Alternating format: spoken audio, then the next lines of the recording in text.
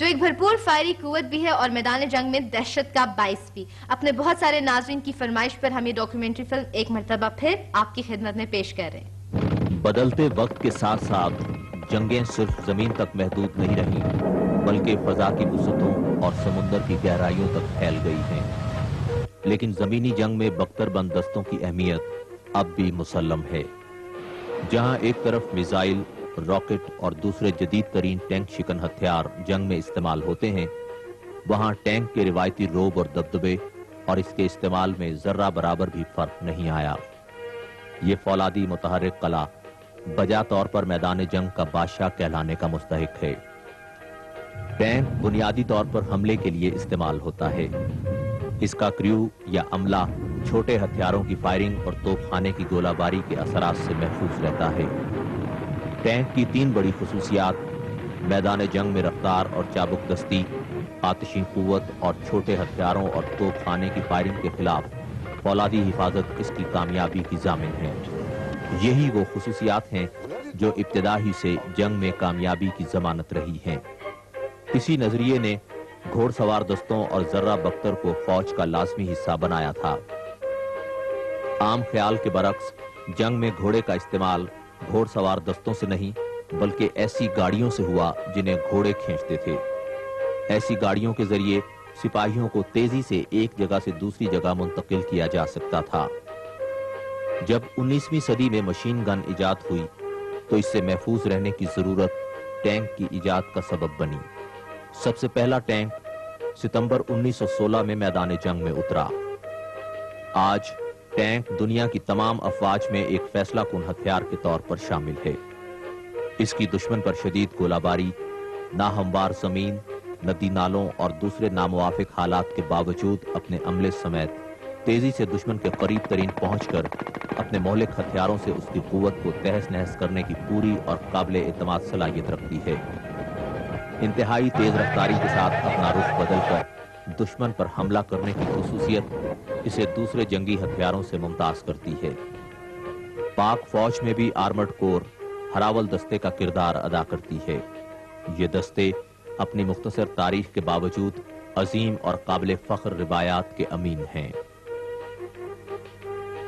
پاکستان جنوبی ایشیا میں دفاعی اور جغرافیائی لحاظ سے نمایاں حیثیت رکھتا ہے۔ مضبوط پاکستان علاقے میں طاقت کے توازن کا باعث ہے۔ ماضی میں ہمیں 3 جنگوں اور کئی سرحدی تنازعات کا سامنا کرنا پڑا۔ ستمبر 1965 کی جنگ میں دوسری جنگ عظیم کے بعد ٹینکوں کی سب سے بڑی لڑائی دیکھنے میں آئی۔ پاکستان آرمی نے دوسری جنگ عظیم کے بچے کچھے شرمن، M47 اور M48 ٹینکوں سے دشمن کے حملے کو مؤثر طریقے سے روکا۔ جنگ کے فوراً بعد ہتھیاروں پر پابندی نے پاکستان کے لیے پرانے معاہدوں پر انحصار کی کوئی گنجائش نہ چھوڑی اور دفاعی ہتھیاروں کے حصول کے لیے متبادل راستے تلاش کرنے پڑے۔ ہیوی انڈسٹری ٹیکسلا ملک کو دفاعی پیداوار میں خود کفیل بنانے میں اہم کردار ادا کر رہا ہے۔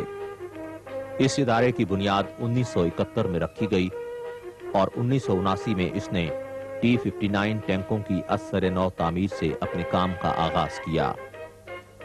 اسی ادارے کی بدولت آج آرمرڈ کور دنیا کے جدید ٹینک الخالد سے لیس ہو چکی ہے۔ اس ٹینک میں 125 ملی میٹر دھانے کی توپ نصب ہے جو دور تک اپنے ہدف کو مؤثر طور پر تباہ کرنے کی صلاحیت رکھتی ہے۔ اس ٹینک کا بختر عملے کو ٹینک شکن ہتھیاروں سے تحفظ فراہم کرتا ہے۔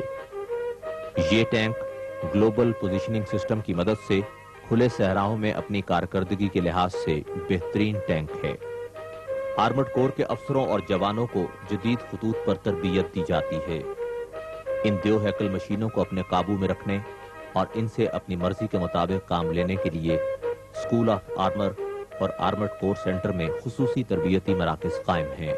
آرمر سینٹر میں ٹینک ڈرائیونگ کی تربیت کے لیے جدید کمپیوٹرائزڈ نظام موجود ہے، جہاں فرضی تربیت کے بعد ٹینک پر باقاعدہ ڈرائیونگ کی مہارت حاصل کی جاتی ہے۔ ٹینک جن مہلک اور آتشی ہتھیاروں سے لیس ہوتا ہے اس سے واقفیت اور تربیت کے لیے جدید انداز اپنائے جاتے ہیں۔ اسلحے کے پیچھے ہاتھ اور مہم کے پیچھے ذہن ہی کامیابی کے ذمہ دار ہیں۔ آرمڈ کور کا انتخاب کرنے والے افسروں اور جوانوں کی ذہنی اور قائدانہ صلاحیتوں کی تربیت لیکچرز، ماڈلز اور بعد ازاں عملی مشقوں کے ذریعے کی جاتی ہے۔ دوران تربیت افسروں اور جوانوں میں جذبہ ایمانی کو پختہ کیا جاتا ہے، جو ایک مومن کا سب سے بڑا ہتھیار ہے۔ سوار محمد حسین شہید نشان حیدر کا تعلق بھی آرمڈ کور کی ایک مایہ ناز ریجمنٹ سے تھا، جس کا کارنامہ نہ صرف آرمڈ کور بلکہ پاکستان کے لیے بھی قابل فخر ہے۔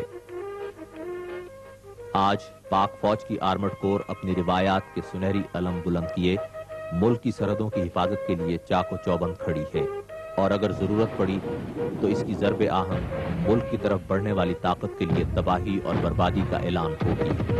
اس کا ہر جوان سوار محمد حسین ہوگا اور اس کا ہر محاذ چوئندہ کا محاذ ہوگا۔